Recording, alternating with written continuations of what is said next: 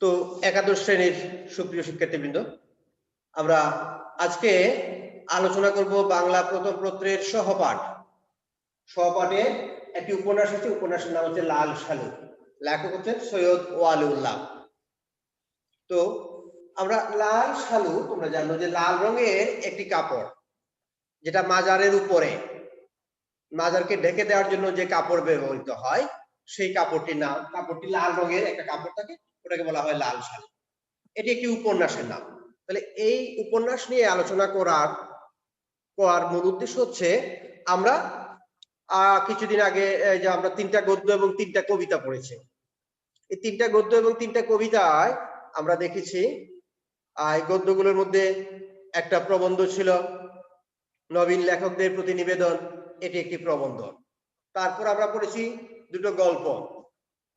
এবার গল্পের চেয়ে আর একটু বড় বিস্তৃত কাহিনী যখন থাকে, পুরো বইটা মিলেই একটা গল্প বা একটা কাহিনী, এরকম বিষয় হচ্ছে উপন্যাস। উপন্যাসের ইংরেজি নভেল, বাংলায় উপন্যাস। এখন উপন্যাস বা গল্প ছোটবেলা থেকেই বা মানুষের আদিকাল থেকেই মানুষের গল্প শোনার প্রতি আগ্রহ। এখন একটি গল্প পড়লাম, কোন গল্পটি উপন্যাস আর কোন গল্পটি সংবাদ আর কোন গল্পটি ইতিহাস, এই বিষয়টি যাতে আমরা বুঝতে পারি। এবং তার চেয়ে বড় কথা হচ্ছে, জীবন যাপনের জন্য আমরা যে কোনো সময় যে কোনো লেখকের উপন্যাস পড়ব। তো এই উপন্যাস পড়ে উপন্যাস থেকে কিভাবে আমরা রস আহরণ করব, উপন্যাস থেকে আমরা কিভাবে টেস্ট নেব, উপন্যাস থেকে আমরা কিভাবে মজা নেব, সেই বিষয়টি আমাদের উচ্চ মাধ্যমিক পর্যায়ের শিক্ষার্থীরা যাতে বুঝতে পারে, অনুধাবন করতে পারে, সেজন্যই একটি উপন্যাস পাঠ্য করা হয়। আর এই উপন্যাসটা তোমরা পড়েছো কিনা, ওটার জন্য আমরা পরীক্ষা নিয়ে যাচাই করবো যে আসলে তুমি পড়েছো কিনা, বুঝেছো কিনা। কিন্তু এই পড়া বোঝার উদ্দেশ্য কেবল পরীক্ষা পাস করা নয়। এই উপন্যাসটি পড়ার উদ্দেশ্য হচ্ছে তুমি উপন্যাস পড়ে উপন্যাস থেকে রস নিতে পারো কিনা, টেস্ট নিতে পারো কিনা। এখন প্রথম কথা হচ্ছে উপন্যাস সংবাদ নয়। আবার আরো গুড়ায় গেলে আমরা বলি সাহিত্য সংবাদ নয়। তাহলে কি পুরোটা কাল্পনিক? না, পুরোটাও কাল্পনিক নয়। এই জগৎ জীবন থেকে ঘটে যাওয়া ঘটনাকে একজন লেখক, ঔপন্যাসিক, তিনি আগে দেখেন, বাইরের দৃশ্য দেখেন, তিনি এটাকে হৃদয় দিয়ে চিন্তা করেন, অনুভব করেন, এবং তার হৃদয় রসে রসায়িত হয়ে আবার যখন তিনি তার মতো করে প্রকাশ করেন, তখন সেটা হয়ে ওঠে উপন্যাস। এখন সাংবাদিকও একটি ঘটনা দেখেন, তিনি যতটুকু দেখেন ওই সংবাদটুকুই ওখানে প্রকাশ করেন। কেমন? একজন সাংবাদিক একটা ঘটনা দেখলেন, বাইরের যে ঘটনা দেখলেন, সেই সংবাদটুকুই প্রচার করলেন।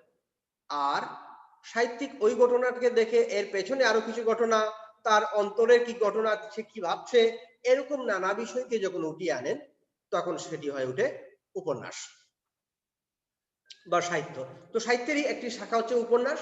উপন্যাস হচ্ছে একটা কাহিনী থাকবে, এই কাহিনীকে রূপায়ণ করার জন্য কিছু চরিত্র থাকবে, একটা সময়কাল থাকবে, কোন সময়ের ঘটনা সেই সময়ের অবস্থার একটি চিত্র থাকবে, একটা টোটাল মিলে একটা পরিবেশ বা সেটিং থাকবে, আর থাকবে একটি জীবন দর্শন। এখন জীবন দর্শন মানে কি? জীবন দর্শন হচ্ছে জীবনকে লেখক কিভাবে দেখেন। একটা ঘটনাকে দেখে এক একজন এক একভাবে মন্তব্য করতে পারে, একই বিষয়কে এক একজন এক একভাবে মন্তব্য করতে পারেন। যখন আমরা একটা গ্লাসে, অর্ধেক গ্লাসে পানি থাকে, আমরা একজন বলবে যে গ্লাসের অর্ধেক পানি, আরেকজন বলবে যে অর্ধেক খালি। হ্যাঁ, কেমন? অর্ধ গ্লাস পানি, আবার বলবে যে গ্লাসের অর্ধেকটা তো খালিই রয়ে গেল। তাহলে একই বিষয়কে আমরা দুই রকম করে বলতে পারি। এই যে দুইজন দুই রকম করে বললো, তার মানে সে দুই রকম করে দেখেছে, দুজন ব্যক্তি এই বিষয়টা দেখেছে দুই রকম করে। তাহলে এই যে ঔপন্যাসিক যখন দেখবেন, ঔপন্যাসিকের জীবন দর্শন, আমরা ঔপন্যাসিকের, এই জন্য আমাদের উপন্যাস যিনি লিখেন তাকে বলা হয় ঔপন্যাসিক। তো ঔপন্যাসিকের জীবন দর্শন জানার জন্য আমরা যে কাজটি করতে হবে, যে লেখকের জীবনীটাও আমাদের একটু করে জেনে নিতে হবে, এবং যেহেতু কোন সময় রচনা, সেই সময়টা আমাদের জানতে হবে। এই উপন্যাসটি রচিত হয় যখন দ্বিজাতি তত্ত্বের ভিত্তিতে দেশ বিভাজিত হয়, সেরকম এক সময়ের পূর্ব মুহূর্তে, কেমন? যে 1947-এর দেশ বিভাগ হচ্ছে তার আগেই তিনি এই উপন্যাসের পটভূমি রচনা করে, এবং দেশ হওয়ার পরে এই উপন্যাসটি প্রকাশিত হয় 1948-এ। কিন্তু লিখেছিলেন তিনি আগে। তাহলে এই সমসাময়িক কালে যে দ্বিজাতি তত্ত্বের ভিত্তিতে দেশ বিভাজিত হচ্ছে, পুরো ভারত স্বাধীন হচ্ছে, স্বাধীনতার জন্য আন্দোলন হচ্ছে, এরকম এক সময় আমরা মনে করলাম যে না, আমরা পুরো ভারতকে এক নয়, পুরো ভারতে দুটো জাতি আছে, হিন্দু এবং মুসলমান, তাদের জন্য আলাদা রাষ্ট্র দরকার। তাদের যে ব্যবধান, সেই ব্যবধানকে আমরা বড় করে দেখলাম। কিন্তু কদিন পরে আমরা দেখলাম যে যাদেরকে আমরা আপন মনে করেছিলাম তারাই আমাদেরকে মুসলমানই মনে করে না, তারা আমাদের ভাষাকে ধর্মীয় ভাষায় মানে ইসলাম প্রচারের ভাষা হিসেবেই মনে করে না। তারা আমরা বললো যে তোমাদের মুখের বুলি, তোমাদের ভাষা বদলে দাও, তোমরা যদি সাচ্চা মুসলমান হতে হয় তাহলে উর্দু দিয়ে কথা বলো। এই যে বিষয়গুলো, এর আগের যে সমস্যাগুলো তৈরি হয়েছিল, এই সমস্যাগুলো কেন হয়েছিল, এই বিষয়গুলো লেখক খুব চমৎকার ভাবে তুলে আনেন। আমরা বিলাসী গল্পে যেরকম বলেছিলাম যে একটা পটভূমি, যে একটা অবস্থার পরিবেশ, যে কোন পরিবেশের কারণে তার চিন্তা চেতনা এরকম হচ্ছে। এখন মনে করো খুব সহজ একটা উদাহরণ, যে কলোনিতে বেড়ে ওঠা একটা ছেলে বা মেয়ে বাইরে কোনো জায়গায় যেতে যেরকম অবস্থা তৈরি হয়, বা যেরকম সে তার যেরকম চিন্তা চেতনা বা সে যেরকম আচরণ করে, ঠিক বাইরে থেকে একজন আসা, গ্রাম থেকে বেড়ে ওঠা, তার যেরকম সাহস থাকে, সে যেভাবে অন্ধকারেও একা যেতে পারে, এই বিষয়টি কিন্তু এখানকার পারে না। তাহলে এটা কেন হচ্ছে? এই পরিবেশের কারণে। আবার কাজের ক্ষেত্রে যে কোনো কাজ করা বা দীর্ঘক্ষণ পরিশ্রম করা, পরিশ্রমের কাজ করা, কেমন একটা গ্রামের ছাত্র বা ছেলে মেয়ে যেরকম পারে, একটা শহরের ছেলে মেয়ে বা একটা কলোনিতে বেড়ে উঠে ছেলে মেয়ে ঠিক সেভাবে পারে না। আবার শহরের ছেলেমেয়েরা যে কাজগুলো অনেক ভালো পারে, সেটা আবার গ্রামের ছেলেমেয়েরা পারে না। তাহলে কেন পারে না? সে যে পরিবেশে বড় হয়ে উঠেছে। এবার লাল সালু উপন্যাসের কাহিনীতে এই যে অঞ্চল থেকে একটি লোক আসবে, তার অঞ্চলের বর্ণনা লেখক দিয়ে নেন আগে। তো কারণ যে কারণে এই অংশটি একটু কঠিন মনে হতে পারে তোমাদের। প্রথম 2 থেকে 3 পৃষ্ঠা একটু কঠিন মনে হবে, তারপর কিন্তু এই বিষয়টি সহজ মনে হয়ে যাবে। তবে লাল সালু একটা সিনেমাও হয়েছে, তোমরা সিনেমার সিডি সংগ্রহ করে বা তোমরা নেট থেকে সিনেমাটাও সংগ্রহ করতে পারো, সিনেমাও দেখতে পারো, কিন্তু দেখবে যে সিনেমা দেখার চেয়ে উপন্যাস পড়ার মধ্যে অনেক বেশি মজা। তোমরা আগে উপন্যাসটা পড়ো, তারপর সিনেমা দেখো, দেখবা যে উপন্যাসে যে বিষয়গুলো যেভাবে আনা গিয়েছে বা তুমি যেভাবে ভাবতে পেরেছো, সিনেমাতে কিন্তু ওরকম করা যায় না। কারণ লেখক যখন উপন্যাস লিখেন তখন পাঠকের কল্পনার মুক্তি থাকে। আমরা একটা লাইন পড়ে আমরা নানা রকম করে চিন্তা করতে পারি, কল্পনা করতে পারি। এই কল্পনা করার কারণে আমাদের মস্তিষ্কের যে অনুরণন হয়, আমাদের কল্পনার যে জট খুলে দেয়, সেটার মধ্য দিয়ে একজন মানুষ মেধাবী হয়ে ওঠে। সিনেমা দেখার মধ্য দিয়ে সেটা হয়ে ওঠে না। সিনেমার মধ্যে যা দেখাচ্ছে ওটাই আমরা দেখতেই থাকি, আমরা নতুন করে চিন্তা করার সুযোগ পাই না, যে কারণে আমাদের চিন্তা করার ক্ষমতা বিকশিত হয় না। চিন্তা করার ক্ষমতা বিকশিত হওয়ার জন্য আমাদের অবশ্যই উপন্যাস পড়তে হবে। তারপর উপন্যাস থেকে একটু আর বেশি আনন্দ পাওয়ার জন্য হয়তো আমরা আনন্দকে আর একটু বাড়িয়ে নেওয়ার জন্য আমরা উপন্যাসের এই নাটকটা বা সিনেমাটা দেখতে পারি। তবে আমাদের অবশ্যই প্রথমে উপন্যাসটা পড়তে হবে। কেমন? তাহলে উপন্যাসের যাওয়ার যে বিষয়টি, তো উপন্যাসের মূল উপন্যাসে যাওয়ার আগে আমরা বাংলা সাহিত্যের উপন্যাসের কথাগুলো একটু করে আমাদের জেনে নিতে হবে, যেটা ইন্টারমিডিয়েট পরীক্ষায় আসবে না, কিন্তু বিভিন্ন প্রতিযোগিতামূলক পরীক্ষার জন্য আমাদের একটু করে জানতে হয় যে বাংলা সাহিত্য উপন্যাস কখন সৃষ্টি হলো। আমরা বলি বাংলা সাহিত্যের সাহিত্য সম্রাট বঙ্কিমচন্দ্র বাংলা উপন্যাসকে জনপ্রিয় করে তুললেন, কিন্তু আরো আগে হ্যানা ক্যাথরিন মুলেন্স নামক একজন ব্যক্তি লিখেছিলেন ফুলমণি ও করুণার বিবরণ। এটা বাংলা সাহিত্য উপন্যাস রচনার প্রথম প্রয়াস। কিন্তু ফুলমণি ও করুণার বিবরণে যেহেতু ধর্মীয় বিশ্বাসকে প্রধান হয়ে এসেছে, কেমন, আধুনিক সাহিত্যের মূল কথা হচ্ছে ধর্মীয় বিশ্বাস নয়, যুক্তি এবং বিশ্বাস, এটাকে আমরা আধুনিক উপন্যাস বলতে পারি না। তারপর লিখলেন টেকচাঁদ ঠাকুর ছদ্মনামে পেরিচাঁদ মিত্র, লিখলেন আলালের গড়ের দুলাল। আলালের গড়ের দুলাল এক অর্থে প্রথম সার্থক উপন্যাস রচনার প্রচেষ্টা। টেকচাঁদ ঠাকুর বাংলা উপন্যাসের দরজায় টুকা দিলেন, তার নাম হচ্ছে পেরিচাঁদ মিত্র আর ছদ্মনাম হচ্ছে টেকচাঁদ ঠাকুর। তাহলে তিনি কি করলেন? উপন্যাসের দরজায় টুকা দিলেন, কিন্তু তখনও উপন্যাসের দরজা ভালো করে খুলেনি। বাংলা উপন্যাসের দরজা খুলে উপন্যাসের বাংলা সাহিত্য সম্রাট হয়ে বসলেন বঙ্কিমচন্দ্র চট্টোপাধ্যায়। তার প্রথম উপন্যাস দুর্গেশ নন্দিনী। কেমন? তোমরা বঙ্কিমচন্দ্রের একটি লেখা পড়েছো, একটা প্রবন্ধ পড়েছো, তোমাদের কারো আগ্রহ যদি থাকে তাহলে তোমরা উপন্যাসটা দুর্গেশ নন্দিনীও পড়ে নিতে পারো। ওটার ভাষা একটু কঠিন, বঙ্কিমচন্দ্রের শেষ সময়ের ভাষা। আর লাল সালু উপন্যাস হচ্ছে 1948 প্রকাশিত হলো একই উপন্যাস, সেই উপন্যাসের ভাষা। তো এই লাল সালু উপন্যাসের মধ্যে কিছু আঞ্চলিক উক্তি আছে, আঞ্চলিক ভাষা বা বঙ্গের বাংলা ভাষার কিছু উক্তি আছে। লাল সালু উপন্যাসের ওয়ালিউল্লাহ বেড়ে উঠেছিলেন চট্টগ্রামের 16 শহর অঞ্চলে। তার বাবার চাকরি সূত্রে তিনি বিভিন্ন জায়গায় ঘুরে বেরিয়েছেন। তো এই উপন্যাসের একটি চরিত্রের নাম হচ্ছে মজিদ। উপন্যাসের কেন্দ্রীয় চরিত্রের নাম হচ্ছে মজিদ।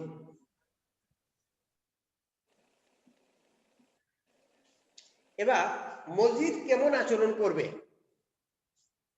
সেটা জানার জন্যই আমাদের জানতে হবে যে মজিদ কোন পরিবেশে বড় হয়েছে।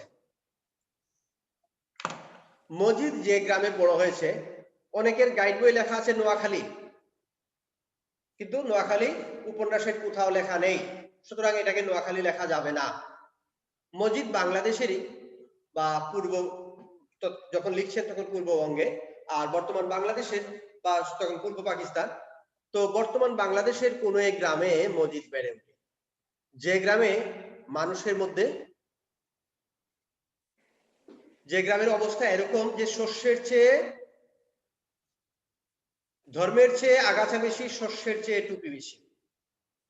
লক্ষ্য করো বাক্যটি, যদি বলতেন যে শস্যের চেয়ে আগাছা বেশি, ধর্মের চেয়ে টুপি বেশি, তাহলে আমরা বলতাম যে যারা যতটা ধর্ম করছে তার চেয়ে বেশি টুপি, যতটা শস্য তার চেয়ে বেশি আগাছা।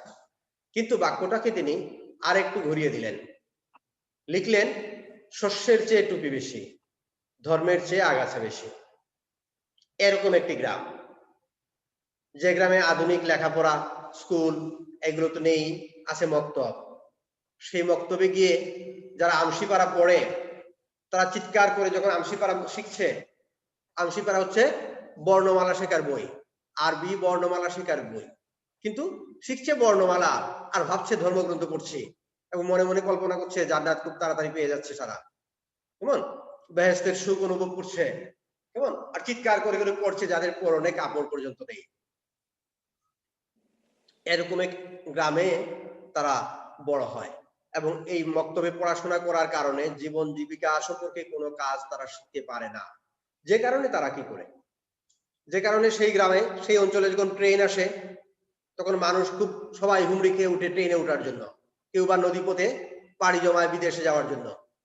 বিদেশে গিয়ে কি ভালো চাকরি করে, বড় চাকরি করে না, জাহাজের খালাসি হয়, জাহাজ থেকে মাল খালাস করে শ্রমিক হয়, দু একজন মক্তবের ওই পড়াশোনা করে গিয়ে অন্য জায়গায় গিয়ে মক্তবের মুয়াজ্জিন হয়, আজান দেয়, বা মক্তব পরিষ্কার, মসজিদের আজান দেয় এবং মসজিদ পরিষ্কার পরিচ্ছন্ন করে রাখা, এরকম যাবতীয় কাজ, মসজিদের যাবতীয় কাজ, পরিষ্কার পরিচ্ছন্ন থেকে ঝাড়ু দেওয়া থেকে, কেমন গুছানো থেকে, নামাজ পড়ানো থেকে, আর ওখানে ওই মক্তব সকালবেলা মক্তব চালানো, মসজিদ চালানো, এই সবগুলো কাজ করার জন্য যখন নিয়োগপ্রাপ্ত হয় এরকম বিভিন্ন অঞ্চলে তারা ছড়িয়ে পড়ে। তো এইরকম যাওয়ার জন্য যখন তারা উদ্গ্রীব, তাদের পড়ার মধ্যে মাতৃভূমির প্রতি ভালোবাসার কথা থাকে না, মাকে ভালোবাসার কথা থাকে না, জীবন যাপন সম্পর্কে কথা থাকে না, তারা কিছুমাত্র ওই আরবি বই পড়া, রিডিং পড়াটা শিখে এবং কিছু মুখস্থ করে নেয়, এবং কিছু বোঝার মতো অবস্থা যেহেতু তৈরি হয় না, শুধু তারা শ্রমিক হিসেবে চাকরি করে এবং বিভিন্ন জায়গায় গিয়ে আরো দু একজন ব্যতিক্রম হয়তো, মানে বেশিরভাগ এরকমই জীবন যাপনের জন্য তারা অঞ্চল থেকে বেরিয়ে পড়ে। তো এরকম পরিবেশেই বড় হয়। ও যেটা বলছিলাম যে ধর্মের চেয়ে আগাছা বেশি কেন বললেন, আবার শস্যের চেয়ে টুপি বেশি, এই উদাহরণটাকে বোঝানোর জন্য, এটা বাক্য তোমাদের বইয়ে আছে যে ওই গ্রামের অবস্থাকে বোঝানোর জন্য লেখক এই বাক্যটা ব্যবহার করেছেন। তো এই বাক্যের বিষয়টাকে তোমাদের এরকম বোঝানো যেতে পারে যে আমরা কাপে করে চা দেই আর প্লেটে করে বিস্কিট দেই। এখন কাপটাকে যদি টুইটুম্বুর করে চা দেওয়া হয় তাহলে আমরা কি বলবো, যে ওই কাপটা এনে পরিবেশন করা যাচ্ছে না, বা বিস্কিট এত বেশি প্লেটে দিয়েছে যে প্লেট ভরে বিস্কিট পড়ে যাচ্ছে, নাড়ানো যাচ্ছে না, বিস্কিট নিলেই বিস্কিট নিচে পড়ে যাবে। তাহলে আমরা বলতে পারি যে প্লেটের চেয়ে বিস্কিট বেশি, কাপের চেয়ে চা বেশি। কিন্তু এই বাক্যটা যদি উল্টো হয়, প্লেটের মধ্যে চা আর কাপের মধ্যে বিস্কিট, তাহলে যে আরো খারাপ অবস্থা। লেখক যে অঞ্চলের বর্ণনা করেছেন সেই অঞ্চলের মানুষের ধর্মীয় শিক্ষা এবং ধর্ম নিয়ে ভাবনার অবস্থাটাকে ওই কাপের মধ্যে বিস্কিট আর প্লেটের মধ্যে চা নিলে যে অবস্থা, এরকম একটি অবস্থা হিসেবে তিনি দেখেছেন। এটা হচ্ছে লেখকের জীবন দৃষ্টি, কেমন। তো লেখক পরবর্তী সময় বাংলাদেশ থেকে বাইরে গিয়ে পড়াশোনা করেছেন, কাজ করেছেন। ফরাসি ছিলেন, ফ্রান্সে ছিলেন এবং বাংলাদেশের মুক্তিযুদ্ধের সময় তিনি যে ওখান থেকে ফ্রান্সে বসে তিনি বাংলাদেশের মুক্তিযুদ্ধকে সমর্থন করেন এবং মুক্তিযুদ্ধের জন্য অর্থ পাঠান। এবং শুধু তাই নয়, লাল সালু লেখক সৈয়দ আলিউল্লাহ হচ্ছেন এমন একজন ব্যক্তি, মাত্র 3টি উপন্যাস লিখলেন তিনি। লাল সালু, কাঁদো নদী কাঁদো, চাঁদের অমাবস্যা। মাত্র 3টি উপন্যাস লিখে বাংলা সাহিত্যের সেরা 10 জন ঔপন্যাসিকের মধ্যে তিনি একজন। শুধু বাংলা সাহিত্যে নয়, বিশ্ব সাহিত্যেও ওই সময়ের শ্রেষ্ঠ কয়েকজন ঔপন্যাসিকের তালিকার মধ্যে সৈয়দ আলিউল্লাহ একজন। মাত্র 3টি উপন্যাস লিখে, যেখানে বঙ্কিমচন্দ্র 12টি উপন্যাস লিখলেন, রবীন্দ্রনাথ 14টি উপন্যাস লিখলেও কিন্তু সৈয়দ আলিউল্লাহ রবীন্দ্রনাথ বা আন্তর্জাতিকভাবে অতটা খ্যাতি পাননি, যে খ্যাতিটা পেয়েছিলেন সৈয়দ আলিউল্লাহ। তো সৈয়দ আলিউল্লাহ এই উপন্যাসে এবার মজিদ কি হয়, তাহলে মজিদ যে গ্রামে বড় হয়েছে সে ওই ধর্মীয় কিছু সূরা, কিছু আয়াত এগুলো মুখস্থ করেছে, আর ধর্মীয় আজান দেয়া, নামাজ পড়া, এই কাজগুলো সে শিখেছে, অন্য কোনো কাজ শিখেনি। তার শিক্ষা ব্যবস্থার মধ্য দিয়ে সে অন্য কোনো কিছু শেখেনি। তাহলে এবার সে কি করবে? সে ওই গ্রামের মানুষের মতোই গ্রাম থেকে বেরিয়ে যায়। বেরিয়ে গিয়ে বেড়ে উঠে এমন এক জায়গায়, মধুপুর অঞ্চলের এক পাহাড়ি অঞ্চলে সে বড় হয়। সে একটি মক্তবে বা মসজিদের মুয়াজ্জিন হিসেবে চাকরি পায়। সেই অঞ্চলে বেড়াতে যান একজন সরকারি চাকরিজীবী। তিনি বেড়াতে যাওয়ার পর হঠাৎ করে পাহাড়ের ভিতর, জঙ্গলের ভিতর হঠাৎ করে আজানের ধ্বনি পান, মানুষের কণ্ঠ, আজানের ধ্বনি। তিনি এগিয়ে যান, গিয়ে যখন তার অবস্থা জানেন, তার সাথে কথোপকথন হয়, তখন সে জেনে নেয় যে ওখান থেকে আরো বেশ কিছু দূরে এই সরকারি কর্মকর্তা যে গ্রাম থেকে বেড়ে উঠেছেন, সেই গ্রামে বা সেই অঞ্চলের নাম মহব্বতনগর।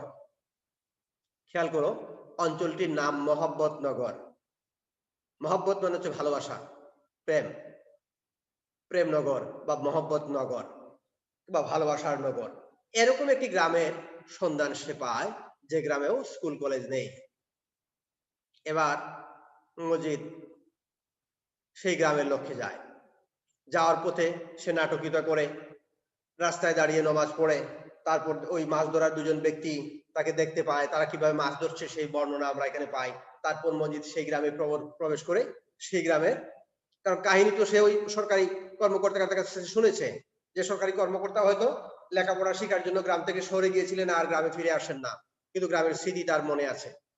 তো শহরে থেকেই সেই অবস্থায় ওখান থেকেই তিনি গ্রামের বর্ণনা যেটা দেন, সেই বর্ণনা শুনে মজিদ গ্রামে এসে গ্রামের একটি পুরানো ভাঙা কবরকে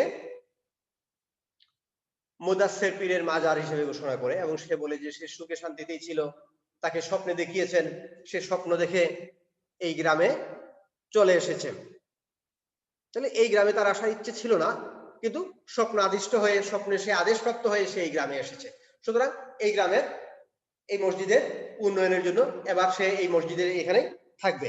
সাথে সাথে গ্রামের সাধারণ মানুষ তার প্রতি আকৃষ্ট হয়,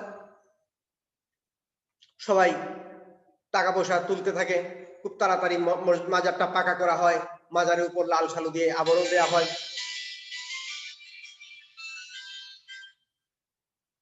হ্যাঁ, আবরণ দিয়ে যখন মাজার তৈরি করে নেওয়া হয়, সুতরাং মাজারে আরো সামগ্রী আসতে থাকলো।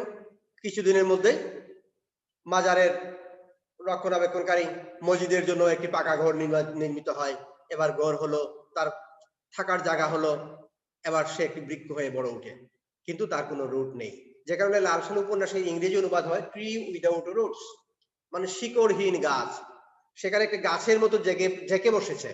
একটা গ্রামে এসে গ্রামে মসজিদকে, মিথ্যা একটা মসজিদকে মুদাসসির পীরের মাজার ঘোষণা করেছে, এবং এই মাজারে টাকা আসছে, এই টাকা দিয়ে তার জীবন যাপন চলছে। সবাই যে ফসল ফলাচ্ছে, যা করছে, তার থেকে টাকা দিচ্ছে। এবার গ্রামে যখন মানুষ ফসল ফলাচ্ছে, সেই ফসল থেকে তাকে টাকা দিচ্ছে, কিন্তু ফসল ফলানোর সময় তারা যে নাচ গান গাইছে, গান গেয়ে গিয়ে ধান কাটছে, এবার এটাতে তার আপত্তি, গান গাওয়া যাবে না, ইসলামে নাকি গান নিষিদ্ধ। এই যে বিষয়, অর্থাৎ সে যেটা মনে করছে ওটাকে ধর্মের উপর চাপিয়ে দিচ্ছে, কেমন? তারপর কি হলো, সবকিছু তার পাওয়া গেল, এবার ঘর পেয়েছে, বাসস্থান হয়েছে, এবার গৃহিণী দরকার। সে বিয়ে করে এক বিধবা রমণী রহিমাকে। রহিমার শক্ত সামর্থ্য, তার সকল কাজ করে, তার গবাদি পশুর খাবার যোগায়, গবাদি পশুকে বাইরে নিয়ে দেয়, আবার ওগুলোকে ঘরে তুলে ওদের রুম পরিষ্কার করে, তাকে রুম পরিষ্কার করে, তাকে খাবার সময় পাখা দিয়ে বাতাস করে দিচ্ছে, তার শোয়ার সময় তার পা টিপে দিচ্ছে, এবং তার সব কথাও শুনছে। তো রহিমার মতো একজন শক্তি সামর্থ্য মানুষ তার সব কথা শুনছে, কিন্তু মজিদের মনে হয় যে যাকে বিয়ে করেছে সে একটু অভিমান করবে, একটু রাগ করবে, একটু মাঝে মাঝে কথা না শুনবে, আবার মান অভিমান হবে, আবার মান ভাঙবে, এরকম একটি বউ হলে ভালো। এই যে চিন্তাটা, অর্থাৎ প্রাণ চাঞ্চল্য বা প্রাণ তারুণ্য থাকবে, মানুষের মধ্যে সজীবতা থাকবে, তারুণ্য থাকবে, তারুণ্যের প্রতি আকাঙ্ক্ষা সব মানুষের। এবার মজিদ সে কাজ করে, তার রহিমা এবং তার কোনো সন্তান নেই, রহিমাকে রাজি করায় সে আরেকটি বিয়ে করবে, সন্তানের জন্য আরেকটি বিয়ে করবে। সুতরাং এই বিয়ে করার জন্য সে বিয়ে করে জমিলা নামক একটি মেয়েকে। কিন্তু জমিলা অল্প বয়সী। প্রথম মজিদ যখন তাকে দেখতে গিয়েছিল এবং রহিমা দেখতে গিয়েছিল, জমিলা ভেবেছিল এটা বুঝি ছেলের বাবা, আর রহিমা বুঝি ছেলের মা। কিন্তু পরক্ষণে সে দেখতে পায় এটাই তার স্বামী, এবং রহিমা যে তার মায়ের মতো মনে হয়েছিল তাকে তার সতীন মনে হয়। কিন্তু রহিমা তার সাথে সতীন সুলভ আচরণ করেনি, সে তাকে সন্তানের স্নেহ দিয়েই রেখেছে। কিন্তু অবস্থা যেটা তৈরি হয়, এক পর্যায়ে দেখা যায় যে তার মসজিদে অরস হচ্ছে, ওই মাজারে অরস হচ্ছে, অরসের জিকির হচ্ছে, ঘরের ভেতর বাড়িতে রান্না বাড়া হচ্ছে, এবং পর্দা দিয়ে আড়াল দেওয়া হচ্ছে জিকির স্থল। কিন্তু যেহেতু জমিলা চঞ্চলা বালিকা, তার মধ্যে প্রাণ চাঞ্চল্য, সে এক সময় একটু ফাঁক দিয়ে ওখানে জিকিরটা দেখতে যায়। যেহেতু একটু ফাঁক দিয়ে তাকায়, অমনি সবাই জিকির বাদ দিয়ে ওই ফাঁক দিয়ে যে মেয়েটির দেখা গেল ওই মেয়েটির দিকে তাকায়। মসজিদ ধমক দেয়, হ্যাঁ, বলে যে বাড়ির কাজের মেয়ে, ওকে ছো ছো বলে তাড়িয়ে দেয়। কিন্তু দেখা যায় যে ওখানকার জিকির আর জমছে না। এতে করে মসজিদ রাগ করে বাসায় ফিরে এসে তাকে বলে যে সারাদিন ওই ঘরের মধ্যে বন্দি করে রাখে এবং জায়নামাজ বিছিয়ে দিয়ে বলে যে ওখানে সারাদিন নামাজ পড়তে হবে। অর্থাৎ দোষগুলো ওই যারা জিকির করছে তাদের যা অমনোযোগী হয়ে এদিকে তাকাচ্ছে এটার নয়, দোষ হচ্ছে জমিলা কেন একটু ফাঁক দিয়ে ওদিকে তাকালো, দোষটা জমিলা। সুতরাং জমিলাকে ওরকম করে সে বন্দি করে রাখে এবং সারাদিন নামাজ পড়ার জন্য জায়নামাজ বিছিয়ে দেয়। জিকির শেষে ভোরবেলা এসে সে দেখতে পায় তার কথা অমান্য করে জমিলা জায়নামাজের মধ্যে ঘুমিয়ে পড়েছে। দরজা খুলে সে যখন সেই ঘরে প্রবেশ করে তাকে হিচকি টান দিয়ে উঠিয়ে আনে, তখন জমিলা আচমকা তার মুখের উপর থুথু মেরে দেয়। এই যে একটা ছোট্ট মেয়ে, যে মজিদ পুরো গ্রামের সবাই তার কথা শুনছে, আশেপাশের গ্রামে পীর আসলে তাদেরকে সে তাড়িয়ে দিয়েছে, গ্রামের যে মেম্বার মাতব্বর মুরব্বী সেও তার কথা শুনছে, এমনকি সেই মাতব্বর তার নিজের স্ত্রীকে মজিদের হাতে তুলে দিচ্ছে এবং মজিদের কথা সেই স্ত্রীকে তালাক পর্যন্ত দিয়ে দিচ্ছে। সবাই যেখানে মজিদের কথা শুনে, সেখানে একটা ছোট্ট মেয়ে কিভাবে এরকম প্রতিবাদ করে যে কিনা হঠাৎ করে তার মুখের উপর থুথু মেরে দেয়। এবার এই প্রতিবাদের ক্ষমতাটুকু সে কোথা থেকে পেল? এই প্রতিবাদের ক্ষমতা হচ্ছে মানুষের তারুণ্য, মানুষের যৌবন, মানুষের প্রাণ ধর্ম, মানুষের হৃদয় ধর্ম। আমার মন যেটা বলে, যেটা ভালো, এটার বিপক্ষে যেটা, এটার বিরুদ্ধে আমি প্রতিবাদ করব। এই যে প্রতিবাদ করার ক্ষমতা জমিলার মধ্যে ছিল, এবং এই প্রতিবাদের কারণে এবার সে কিন্তু তাকে ছেড়ে দিতেও পারছে না, আবার মেনে নিতেও পারছে না। পরে যেভাবে তার এই নাটকীয়তার মধ্য দিয়ে গল্প উপন্যাসের কাহিনীটা এগিয়ে যাবে, কেমন ওখান থেকে পড়লেই তোমরা উপন্যাসের মধ্যে মজা পেয়ে যাবে। এবং সেই গ্রামেরই আরেকটি ছেলে আক্কাস, যে দূরে গিয়ে কলেজে লেখাপড়া করেছিল, আসাম অঞ্চলে গিয়ে কলেজে পড়াশোনা করে এসেছে, সে গ্রামে এসে চিন্তা করে কলেজে একটি এলাকায় একটি স্কুল করবে, কিন্তু দেখা গেল যে উল্টো তার বিরুদ্ধে গ্রামে বিচার বসিয়ে তাকে শাস্তি দিচ্ছে। তো শাস্তি না দিয়ে অনেক সময় যেখানে ইয়ের কথা ওটার কথা, সেখানে অন্য প্রসঙ্গ তুলে সে হঠাৎ করে বললো, এই মিয়া তোমার দাড়ি নাই কেন?